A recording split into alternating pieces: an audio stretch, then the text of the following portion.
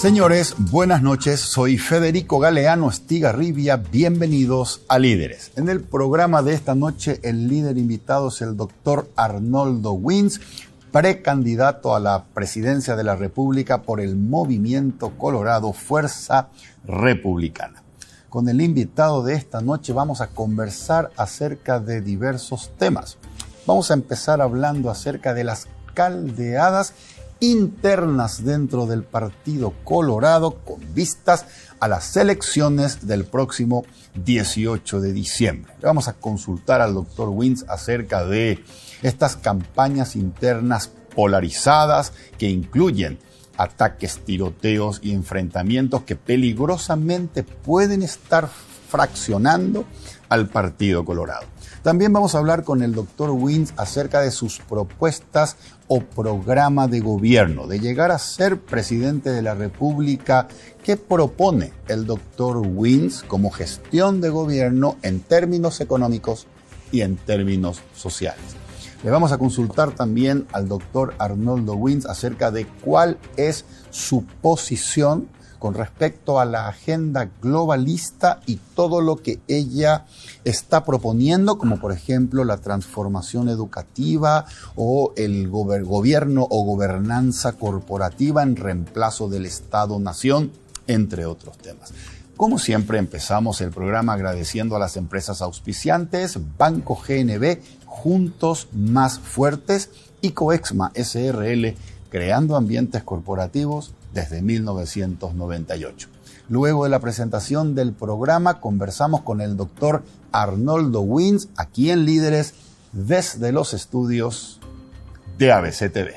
Líderes es presentado por Banco GNB, Juntos Más Fuertes. Coexma SRL, creando ambientes corporativos desde 1998.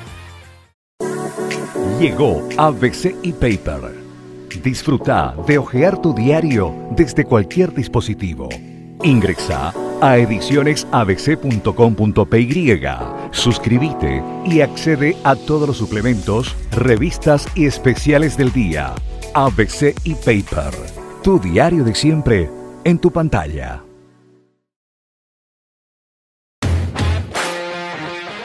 Ya estamos en compañía del doctor Arnoldo Wins. Buenas noches, doctor. Gracias por acompañarnos en Líderes. Federico, un gusto enorme saludarte y acompañarte y a la teleaudiencia. Doctor, permítame conocerlo mejor. Nacido en Itacurubí de la Cordillera. Eso tiene su historia. O sea, yo tengo apellido gringo, como dicen, ¿verdad? Y mis abuelos son inmigrantes ruso-alemanes que huyeron de la revolución bolchevique en la Unión Soviética. Mis padres, ambos ya nacieron en el Chaco paraguayo, y ellos trabajaban en el Hospital Menonita de kilómetro 81 de la Ruta 2, ahí en Itacurubí de la Cordillera, razón por la cual soy cordillerano de nacimiento. Correcto. ¿Y cuántos años tiene usted? Tengo 58 años. 58 años. ¿Papá, mamá viven todavía? Mi papá vive, acaba de cumplir 85 años. Mamá ya partió hace más de 10 años. Así que tengo como un amigo y un compañero y un asesor a mi papá. ¿Que sigue en Itacurubí de la Cordillera? No, él está en Asunción.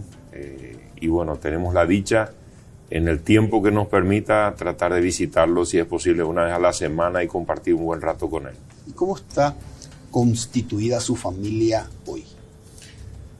Hoy estoy solo con mi esposa en casa, pero eso tiene su explicación. Nos casamos hace casi 37 años atrás. Tenemos 4 hijos, todos ya casados. O sea, estamos con el nido vacío, como se conoce.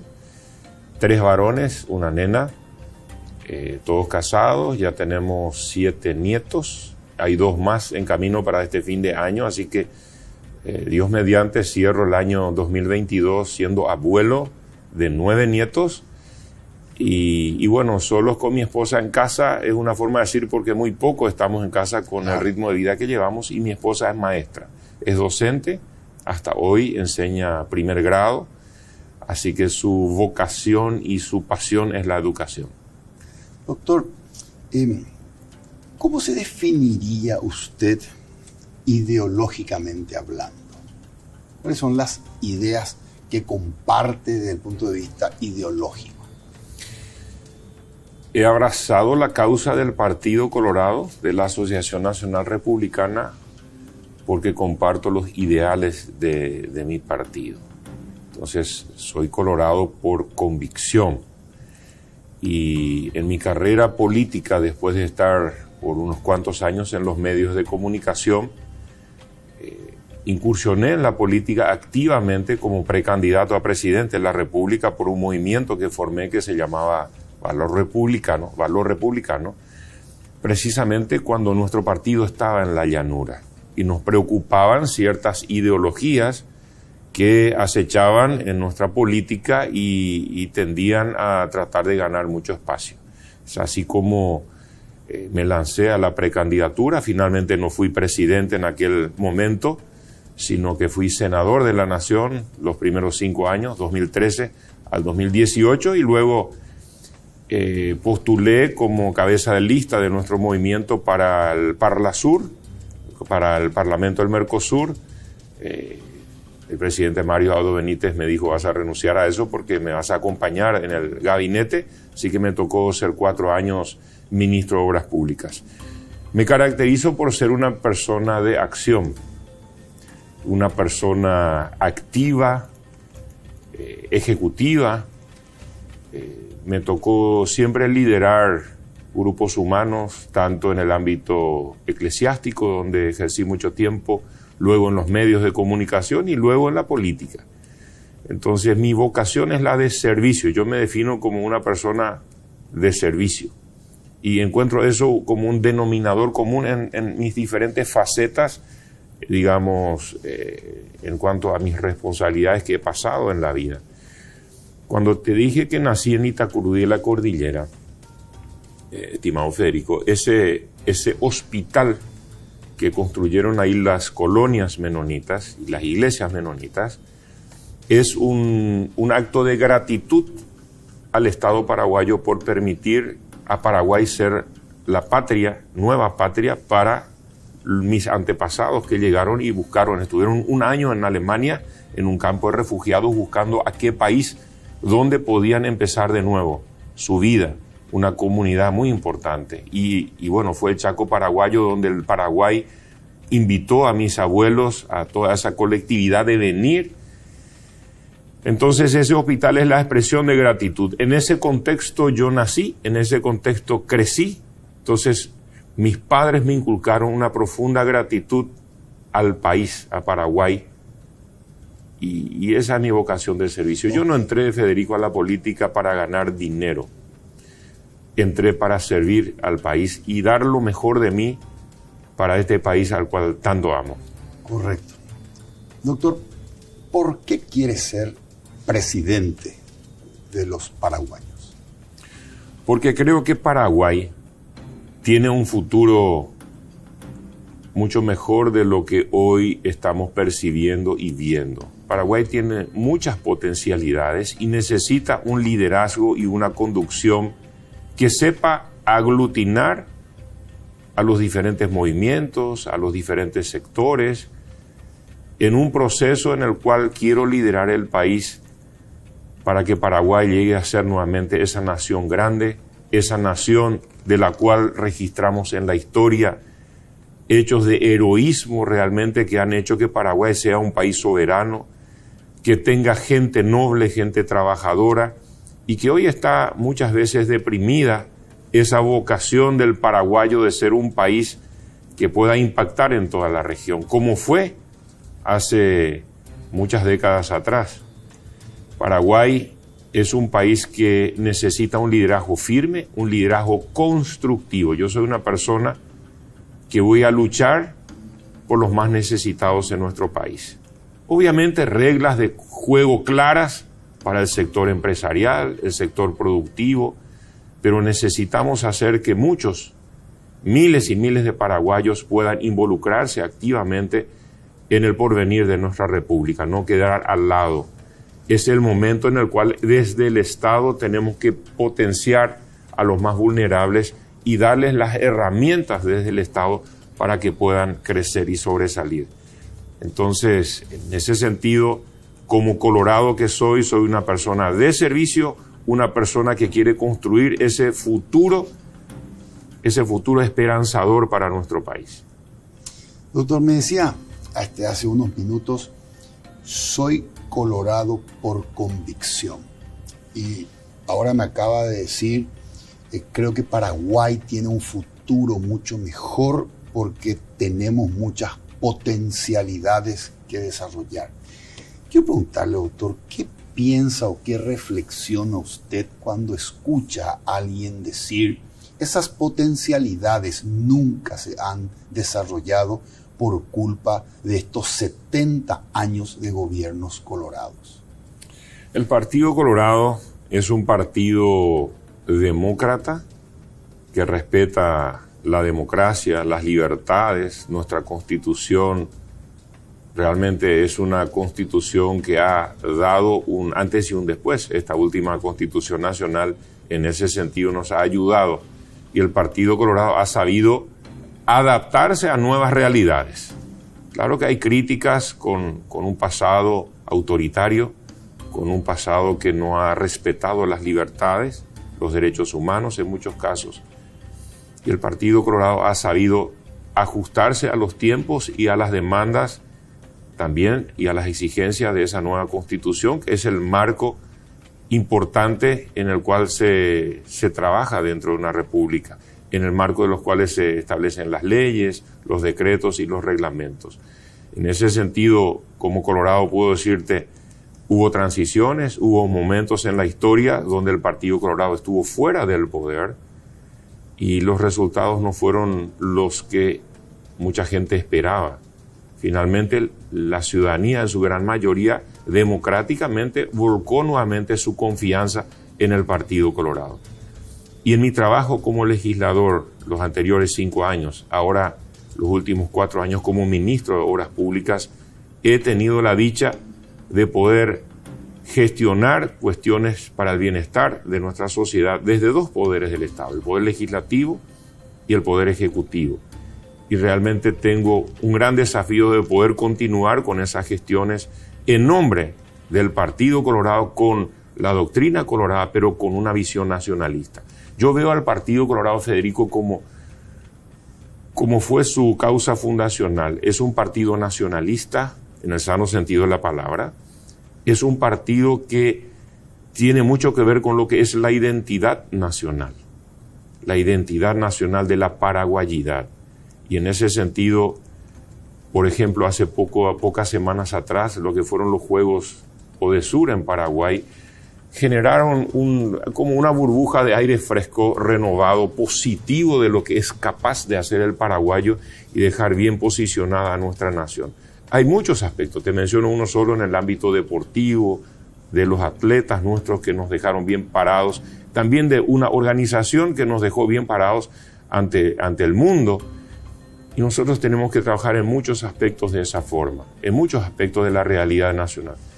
A veces vivimos, Federico, en un microclima de ofensas, de ataques personales que no le hacen bien a nuestro país.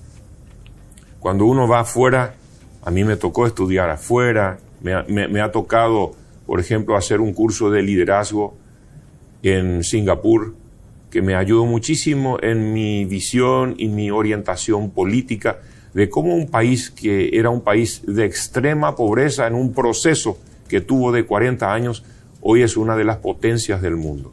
Cómo supieron transformar un país pequeño, una isla rodeada de mar, en una potencia. Y muchos de esos principios nos toca ir aplicando, modernizando, actualizando nuestra visión desde el Partido Colorado. Asumo que muchas veces se ha equivocado el liderazgo del Partido Colorado. Muchas veces nuestros gobernantes no estuvieron a la altura de las circunstancias, pero el partido ha sabido reformular sus gestiones a los efectos de que puedan volver al poder una y otra vez y gestionar las soluciones para la sociedad, los proyectos que la sociedad espera. Doctor, con sus luces y sus sombras, con sus aprendizajes y, como usted dijo, su modernización a lo largo de estos 33 años post-Stroessner, el Partido Colorado hoy, en términos de gestión, en términos de conducir al Paraguay del punto A al punto B, el caso Singapur, ¿es la mejor opción en comparación con las otras opciones políticas, la concertación, otras opciones? En este momento estamos abocados en una etapa A, que es nuestra interna, el próximo 18 de diciembre. Okay. Y ahí tenemos dos modelos bien contrastables. Un modelo que fue el que estuvo en nombre del Partido Colorado en el poder los anteriores 5 años y deshonró en gran parte nuestra expectativa desde el Partido Colorado y nuestra visión desde el Partido Colorado. En lugar de priorizar la doctrina y los principios colorados y el liderazgo que llevó al anterior presidente a la presidencia de la República desde el Partido Colorado, priorizaron sus gerentes, priorizaron sus administradores y priorizaron el fortalecimiento de sus empresas particulares, de su grupo empresarial. Y eso hizo que nos levantemos, en aquel momento éramos senadores con el actual presidente Mario Abdo Benítez, compañeros de banca en el Senado, a enfrentar ese modelo. Y siendo poder, estando en el poder ejecutivo en aquel tiempo, los derrotamos en la justa electoral. Es así como en este periodo, Mario Abdo Benítez presidente, tenemos una junta de gobierno que está en poder de ellos, de ese grupo, que le hizo prácticamente el vacío al presidente de la República. Entonces, en este primer gran sufragio que vamos a tener en este proceso electoral, 18 de diciembre, nosotros planteamos que nuestro presidente Mario Abdo Benítez sea nuestro candidato a la Junta de Gobierno, a la presidencia del Partido Colorado, para darle nuevamente esa vitalidad al partido que él no tuvo como presidente del Partido Colorado. Él gobernó muy solo, muchas veces desamparado por la dirección, por la presidencia del Partido Colorado. Y eso yo quiero que no sea así en mi presidencia. Yo quiero tener un Partido Colorado fuerte, donde se debatan los temas nacionales.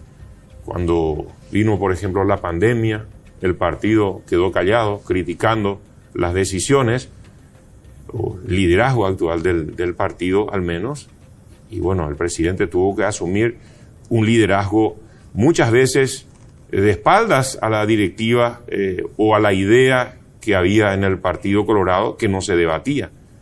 Entonces ahí se respetan hoy intereses comerciales de un grupo empresarial, y eso es lo que está en juego el 18 de diciembre. Yo creo que nuestra propuesta electoral, desde nuestro equipo político de Fuerza Republicana, es la bandera, es el lado correcto de la historia dentro del Partido Colorado, y es la bandera de Bernardino López, Bernardino Caballero, es la bandera de nuestros grandes prohombres del Partido Colorado, que queremos volver a hacer respetar desde la Junta de Gobierno.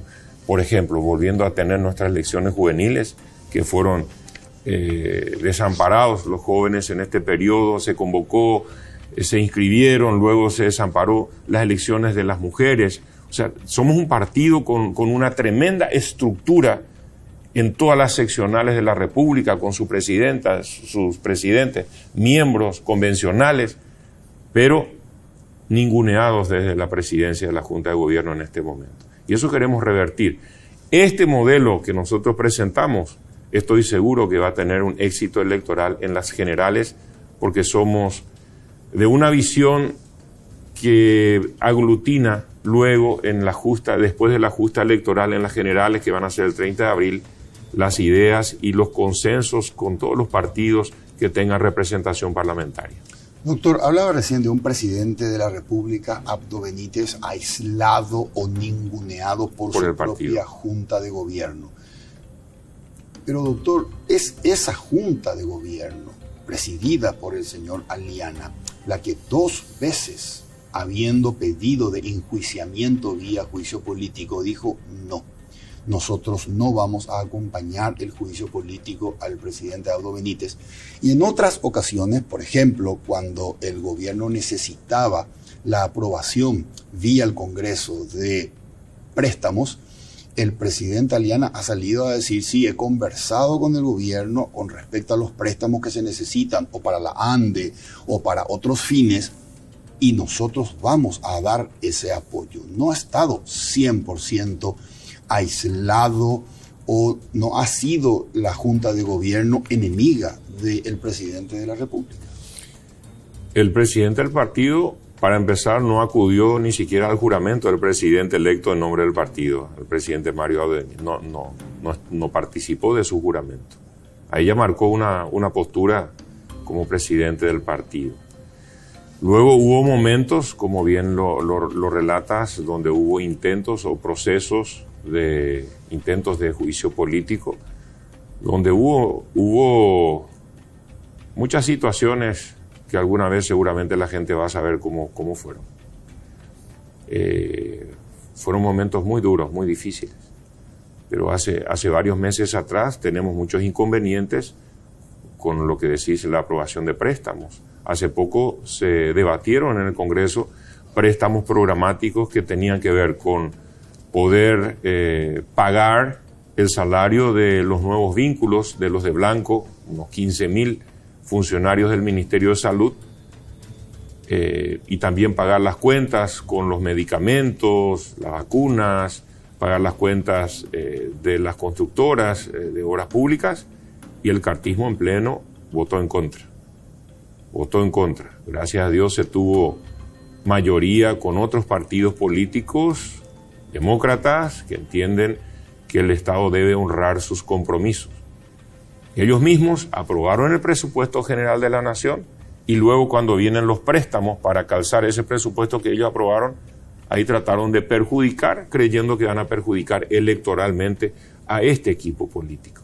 Entonces esa mezquindad no le hace bien al partido y no le hace bien a la República. Por eso hablo de que necesitamos un partido fortalecido, un partido que debata los temas nacionales y que sea un orientador hacia el presidente que representa ese partido, estando en el ejercicio del poder de la República como presidente de la República. Esa interacción es necesaria, y eso obviamente nuestro partido tiene que corregir para el próximo periodo para poder hacer un mejor gobierno. Doctor, decía recién usted, el 18 de diciembre próximo hay una elección entre dos modelos.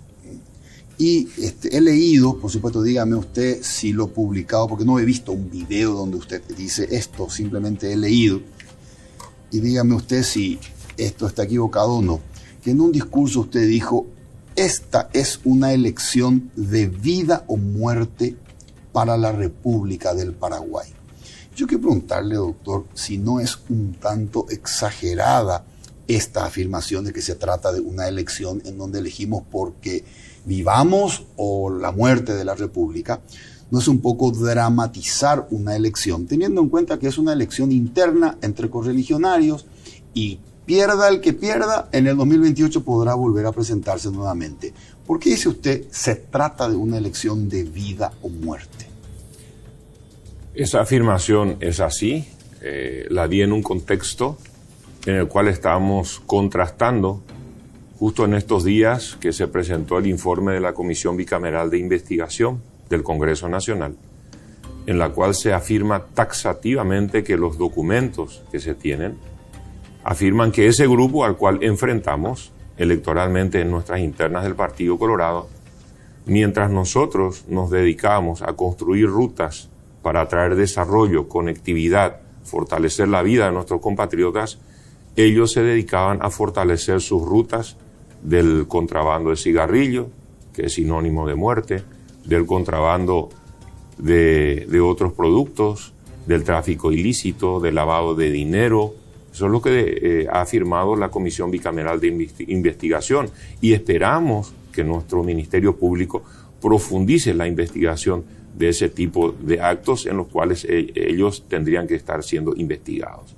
Ese es el contraste que tenemos. Nosotros trabajamos para fortalecer la vida de nuestra ciudadanía, y ellos están en algunas rutas diferentes. Correcto. Doctor, dígame, ¿cómo están hoy?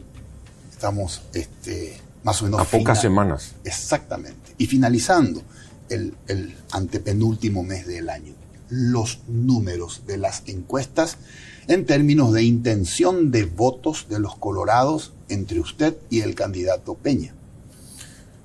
Las encuestas las contratan muchas personas. Hoy con el sistema desbloqueado hay incluso muchos senadores, candidatos a senadores o candidatos a diputados por regiones, los candidatos a gobernadores. Entonces tienen muchos prismas desde los cuales se trata de medir la preferencia del electorado. Y en ese sentido abundan las mediciones y muchas tienen interesantes contradicciones. Pero los resultados son muy buenos, Federico, para nuestra chance electoral.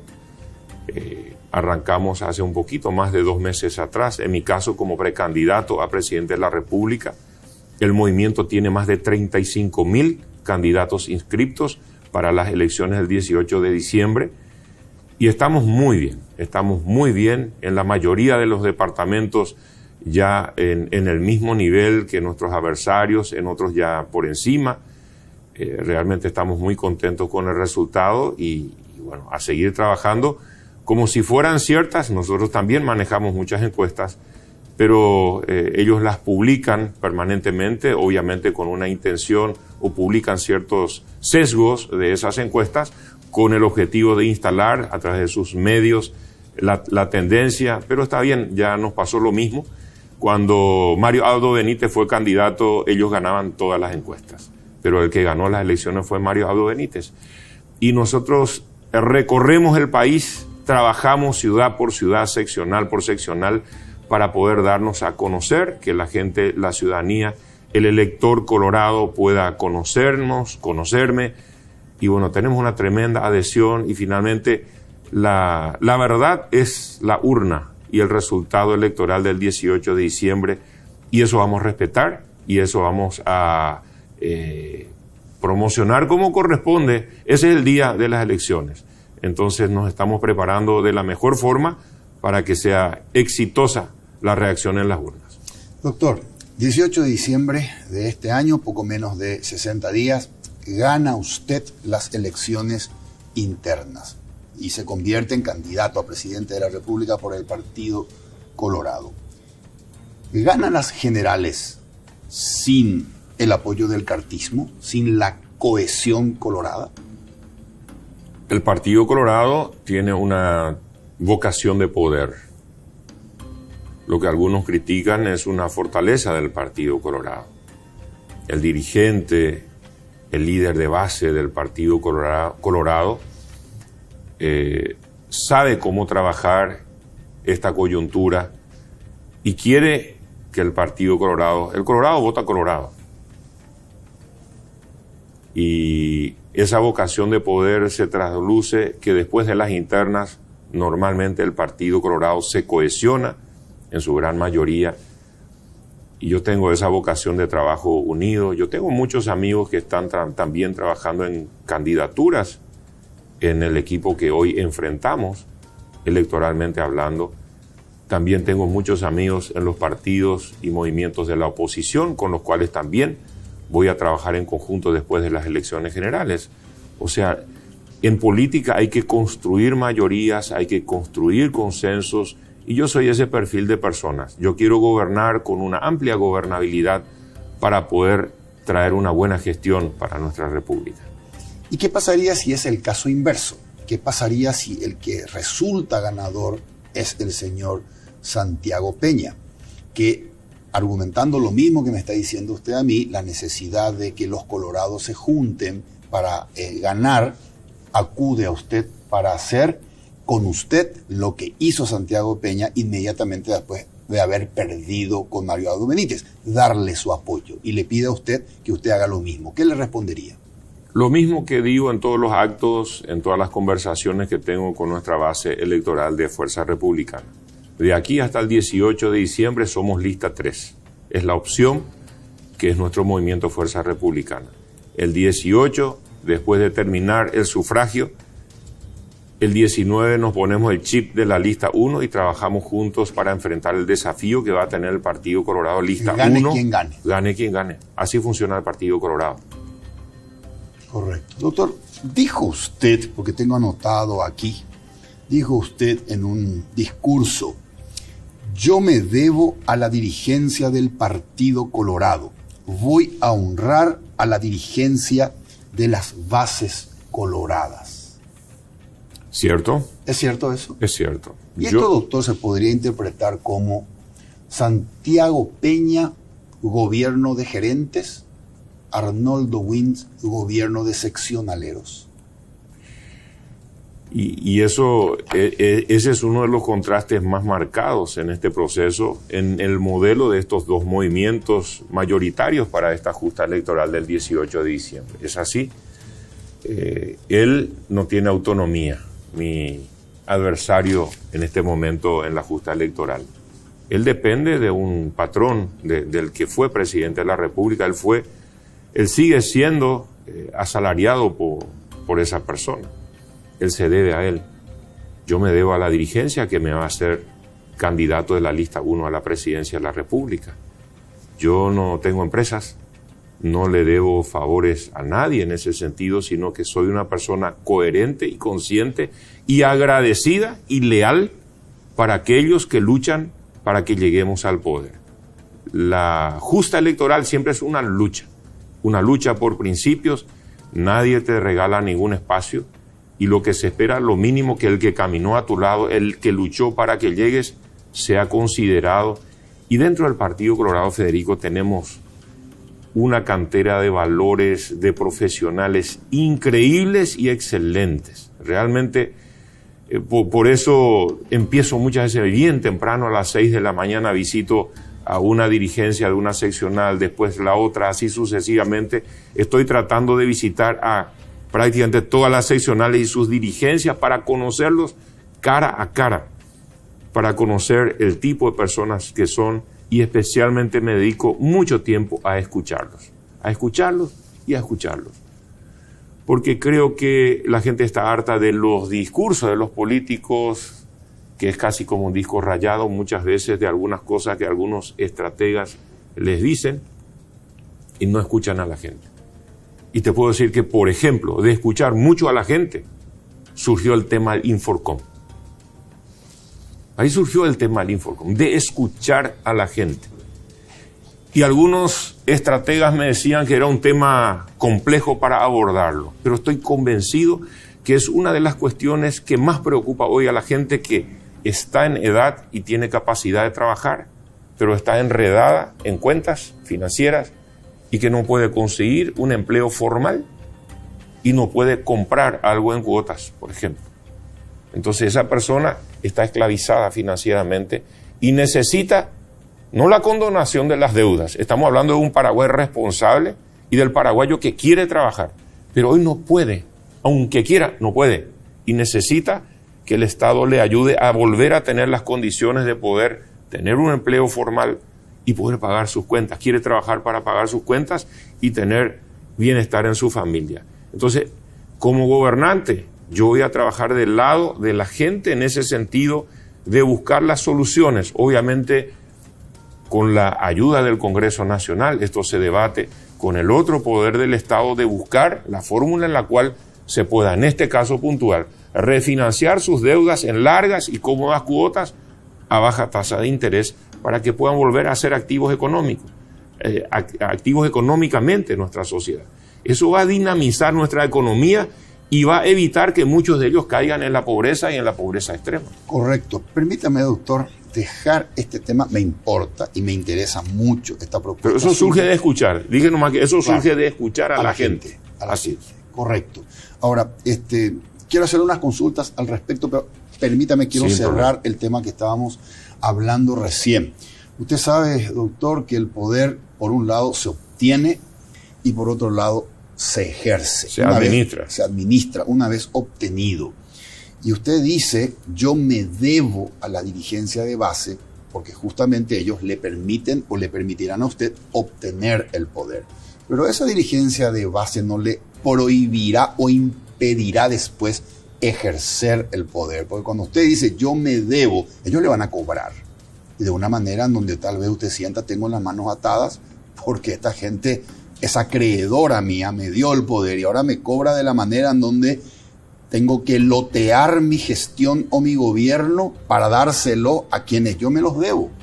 Por eso te dije, Federico, que en nuestro partido hay una cantera inagotable de talentos, de profesionales, de valores, y cuando los otros despreciaban a seccionaleros para decir, obviamente en todo equipo político hay tipos y tipos de personas, y hay seccionaleros y seccionaleros, pero hay muchísimos seccionaleros que son brillantes profesionales, brillantes gestores públicos, hoy en día en muchas instancias del poder inclusive, y que no hay por qué estigmatizarlos o despreciarlos. A eso me refiero puntualmente. Correcto.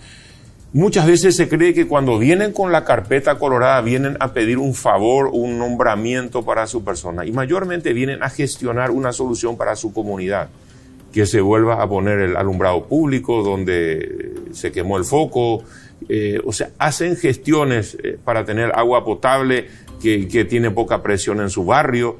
Esas son las gestiones que hace un líder en nombre de su comunidad. Y despreciar eso es no escuchar a la gente, no escuchar a quien te debes en el sentido de gestionar soluciones para su mayor bienestar. Correcto. Doctor, también sabemos que ese líder que viene a solicitar que se restituya el alumbrado también viene con 400 personas que quieren introducir o a la ANDE o a una binacional o a aduana o al Poder Judicial y dice, doctor, nosotros no le fallamos. Acá está la lista. Acá está la lista. El Estado no es una cantera inagotable de generar puestos de trabajo para la gente. El Estado básicamente está para administrar a través de sus diferentes instituciones para que el sector privado pueda desarrollarse, crecer y generar abundante mano de obra. Y en eso vamos a trabajar muy bien articulados.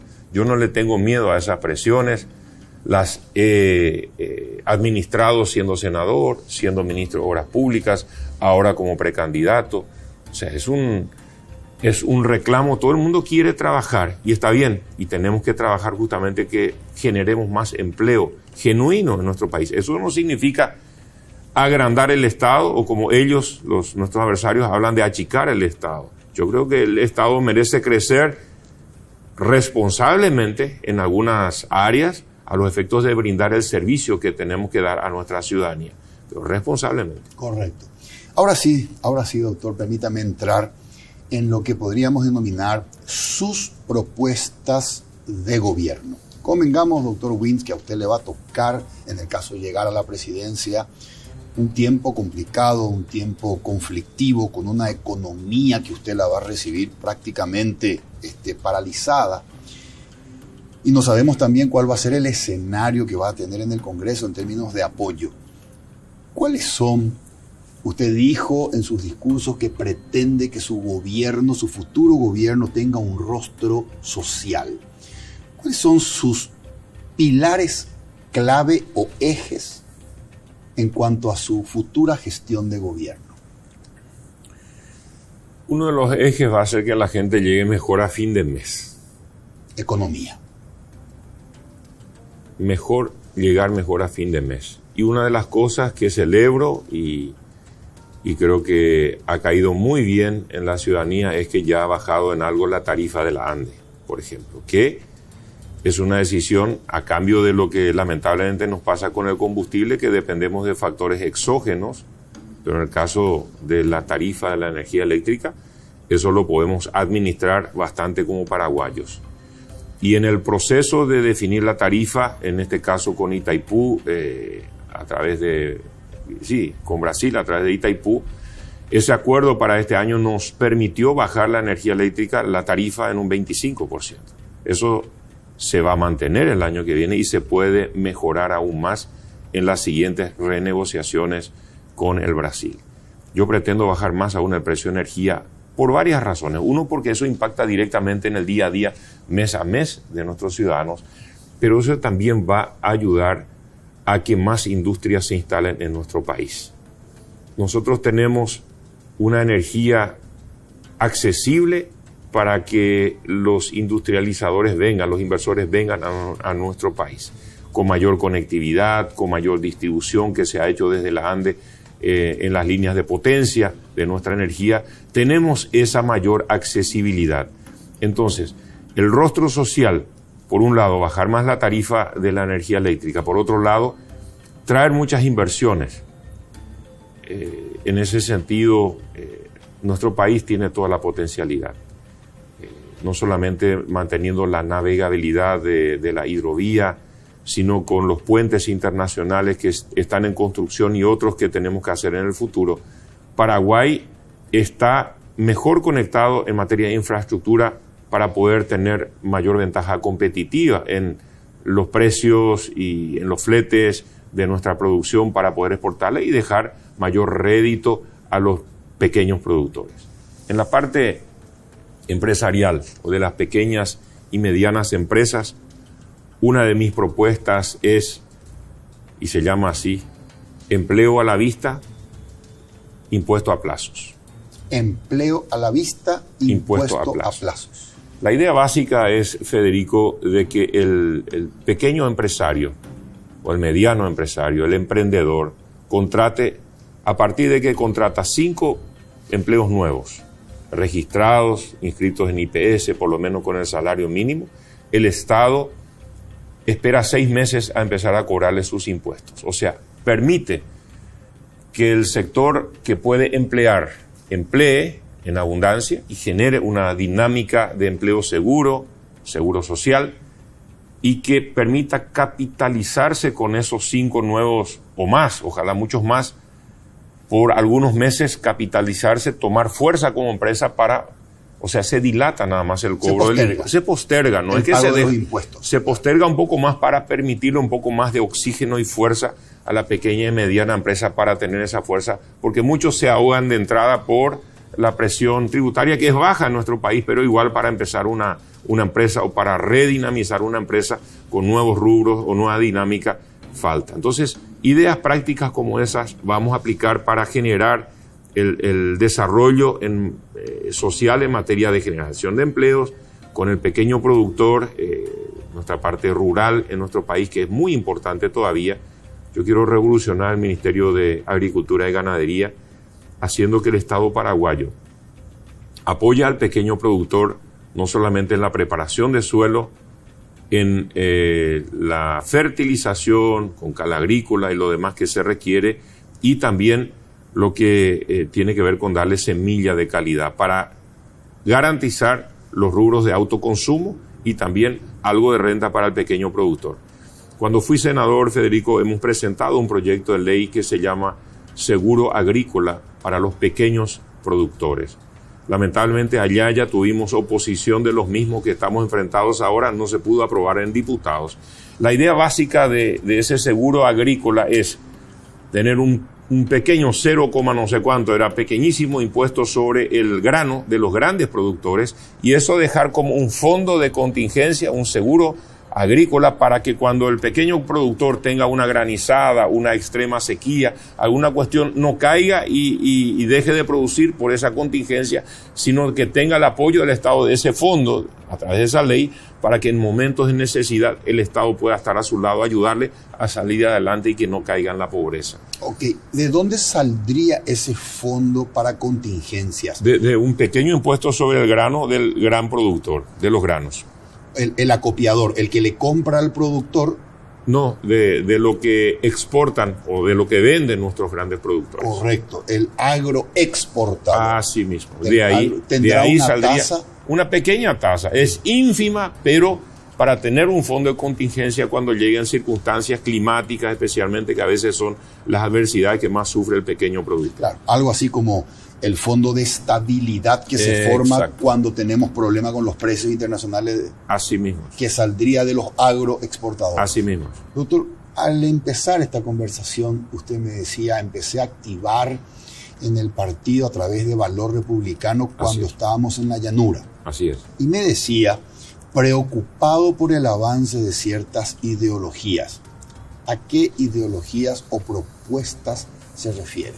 En ese momento la ideología del socialismo del siglo XXI, que podemos ver cómo dejó Venezuela, cómo sufre ese impacto nuestro vecino Argentina, especialmente. Esa modalidad en la cual se prioriza el asistencialismo y no la generación genuina de trabajo. Un ejemplo, Argentina. Escuché a un periodista argentino decir: 8 millones de argentinos trabajan para que 22 millones de argentinos coman. Ese es un país inviable en el tiempo y en el espacio. A eso no debemos llegar. Por eso tenemos que trabajar en generar fuentes genuinas de trabajo, de empleo. El paraguayo es un ser digno y que en su gran mayoría quiere trabajar para salir adelante. Necesita esas reglas de juego claras, esos programas claros para que pueda salir adelante. Y la otra ideología muy vinculada a esa también es la ideología de género. Entonces esas fueron las ideologías que más me preocupaban en aquel momento siendo periodista y que hicieron que luche desde mi partido, el Partido Colorado, para que vuelva el partido al poder y que podamos tener esas banderas de la lucha contra la pobreza. Las luchas sociales no son banderas de esas ideologías, sino que realmente son banderas genuinas de nuestro partido, agrarista, obrero. Correcto. Y esas son las banderas que tenemos que enarbolar en una gestión que realmente honre no solamente a nuestro partido, sino que en esa gestión podamos sacar a miles de paraguayos de la pobreza y hacer que este querido Paraguay se desarrolle. Correcto. Concretamente, doctor, 2 puntos. Cuando usted dice combatir o ayudar a miles de paraguayos a salir de la pobreza, obsesión de mi gobierno, no estamos hablando de asistencialismo. No. De ninguna forma. Correcto. Y el segundo punto, si usted es presidente, ideología de género no va a ingresar a través del sistema de educación. No, de ninguna forma. ¿Por qué, Federico? En primer lugar, yo soy una persona con una formación espiritual muy clara, en la cual yo soy un defensor de la vida y defensor de la familia, no de palabra, sino en mi testimonio de vida. Y por otro lado, Federico, nuestra Constitución es demasiado clara. La Constitución de la República del Paraguay defiende la vida desde la concepción hasta el final, no permite el aborto, no permite la eutanasia y también defiende a la familia como la base de la sociedad. Está taxativamente escrito en nuestra... Entonces cualquier intento, sea a través, no sé, algunos creen que a través de transformación educativa hay ciertos contenidos o ciertas ideas que podrían llevar a eso. La Constitución Nacional es clara y lo prohíbe. O sea, si esas ideologías quieren tener mayoría en nuestro país, tienen que lograr una reforma de la Constitución. Por eso es bueno el debate. Las ideas se debaten, los principios se debaten. ¿Qué modelo de país queremos? Yo creo que sería importante ver un poco qué porcentaje de la población paraguaya quiere tal o cual modelo de familia. Y he escuchado, por ejemplo, en países vecinos que se hicieron encuestas focalizadas sobre eso y arroja un resultado realmente interesante, cómo la sociedad en su absoluta mayoría defiende estos principios que hoy están consagrados en nuestra Constitución. Entonces, cuando debatimos la idea, está muy bien, pero si algunos grupos pretenden que esa sea una realidad a través de leyes, a través de programas educativos, para eso hay que primero reformar la Constitución Nacional. Correcto. Que es nuestra Carta Magna, que es nuestra Biblia para el andamiaje de Paraguay. Correcto. Doctor, volviendo al tema que me comentaba, dentro de sus propuestas usted incluye el ayudar refinanciando deudas de personas que, mientras sigan teniendo esas deudas que los incluyen en Inforcom, no pueden ni acceder a trabajo ni retirar nada a crédito. Entiendo la intención, reactivar y volverlos a ellos activos, agentes de la economía, sacándoles de esta lista negra que no les permite ni conseguir trabajo ni adquirir nada crédito. Ahora, lo que no estoy seguro es si el Banco Central del Paraguay va a permitir que el Banco Nacional de Fomento, que se rige por las regulaciones del Banco Central, pueda darle préstamo a ese sector? Ya se ha hecho. En el 2017 con el sector docente. Yo fui senador en ese tiempo. Entonces el Banco Nacional de Fomento refinanció las deudas de los docentes que querían tenerlas refinanciadas a largo plazo y a una bajísima tasa de interés.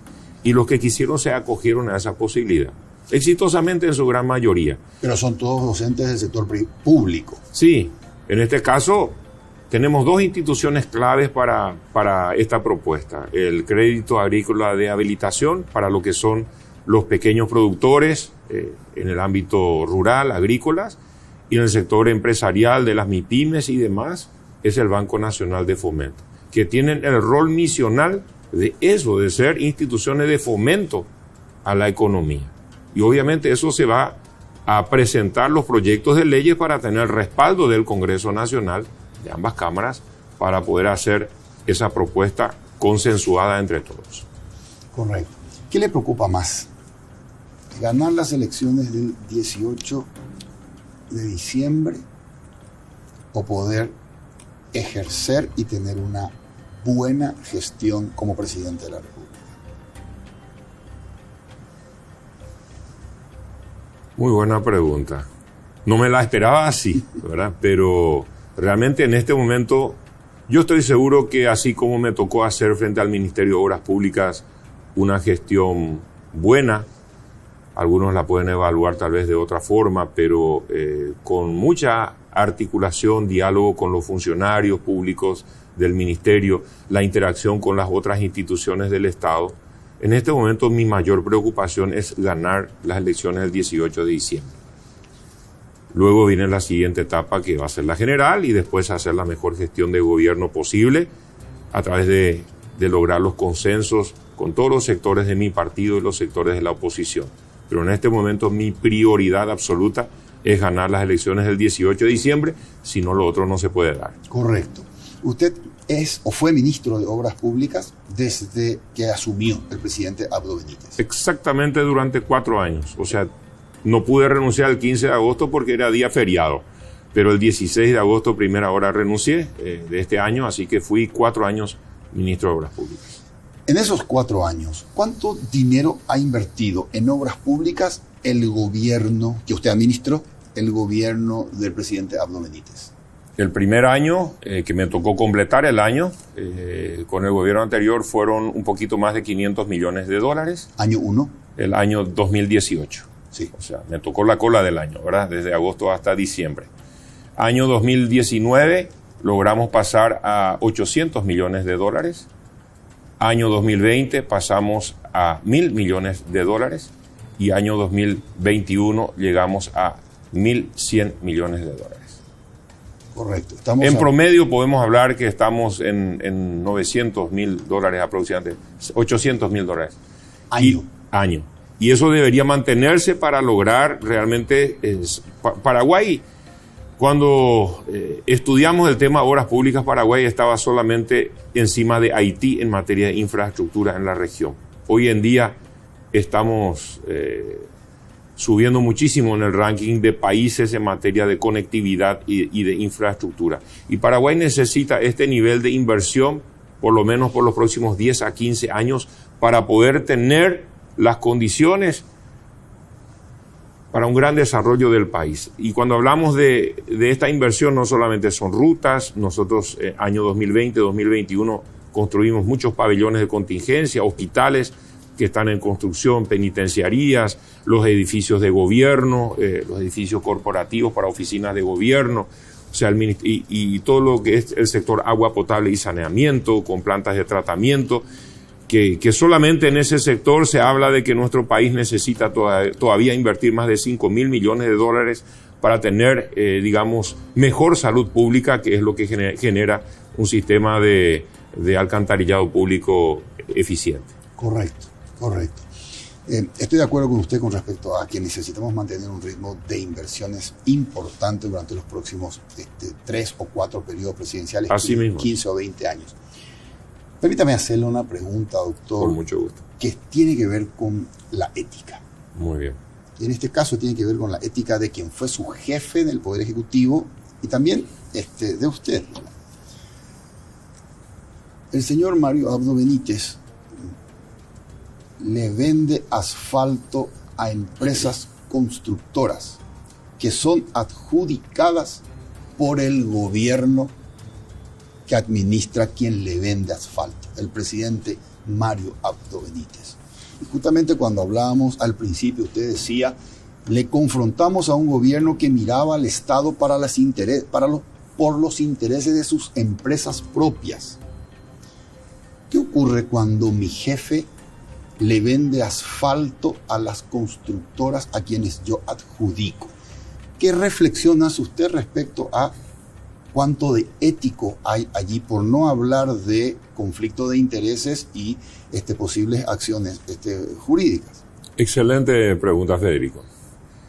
En primer lugar, quiero decirte que participé de varias reuniones previas a ser ministro de Obras Públicas con el presidente de la República y el equipo de la transición, en la cual cuando él salió electo presidente de la República, pidió a las autoridades del gobierno anterior de esta misma cartera de que cancelen una licitación en la cual su empresa había ganado una licitación en el Ministerio de Obras Públicas.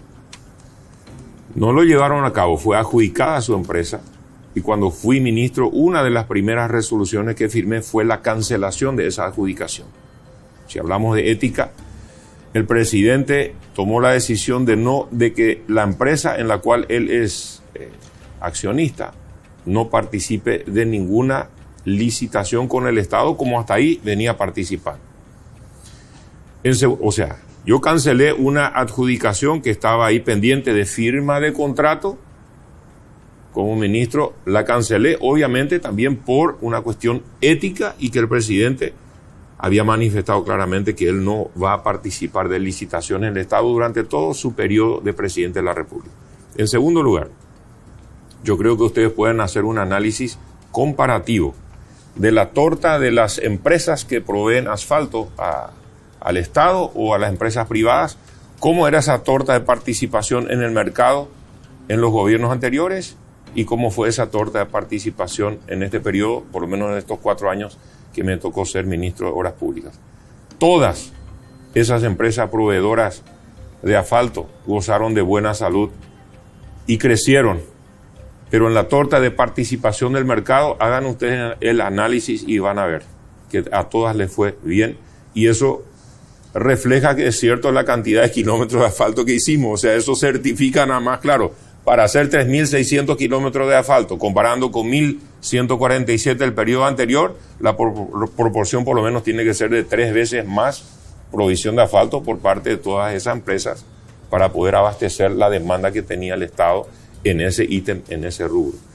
Entonces yo te puedo decir que a mí me facilitó muchísimo como ministro la decisión del presidente de abrirse y de no participar. Luego lo que negocian entre privados es un tema que escapa a mi responsabilidad, y yo jamás levanté el tubo del teléfono, hablé con alguno de los empresarios para decirle, cómprele el asfalto a la empresa del presidente. Jamás hice eso y no voy a hacerlo. Ese es el mercado de la libre competencia, en la cual se dirimen seguramente por los precios, las tarifas y las condiciones financieras en las cuales negocian. Correcto. Doctor, permítame hacerle la última pregunta. Lamentablemente el tiempo se terminó. Sí, lamentable. ¿Qué hizo bien el presidente Abdo Benítez y qué cosas usted le criticaría o usted hubiese hecho diferente? Yo creo que como presidente joven, como hizo una excelente conducción en momentos de muchas dificultades, crisis climáticas muy severas, como empezamos con sequía, seguida de una inundación y luego varias sequías, la pandemia, la crisis que generó la guerra Ucrania-Rusia en el tema de los combustibles, ha sido capaz de capear tormentas muy difíciles. Yo como presidente de la República haría un mayor esfuerzo, en mi caso, si yo salgo electo como presidente de la República, para consensuar bien con el sector, prioritariamente de mi partido para empezar, y luego con los demás sectores políticos. A eso yo le daría un gran esfuerzo. Lamentablemente él no consiguió la adhesión como esperábamos que tengamos del otro equipo político dentro del Partido Colorado. Y eso opacó su gestión, impidió que se pudiera avanzar con muchas cosas que él tenía en mente. Correcto. Doctor Wins, un gustazo, muchas gracias por habernos acompañado, un placer conversar con usted. Felicidades, Federico, por tu programa, a la teleaudiencia, muchas gracias por participar y que seamos sufragantes responsables mirando el futuro de nuestro país. Soy Federico Galeano Estigarribia, esto fue Líderes, buenas noches. Líderes fue presentado por Banco GNB, juntos más fuertes. Coexma SRL, creando ambientes corporativos desde 1998.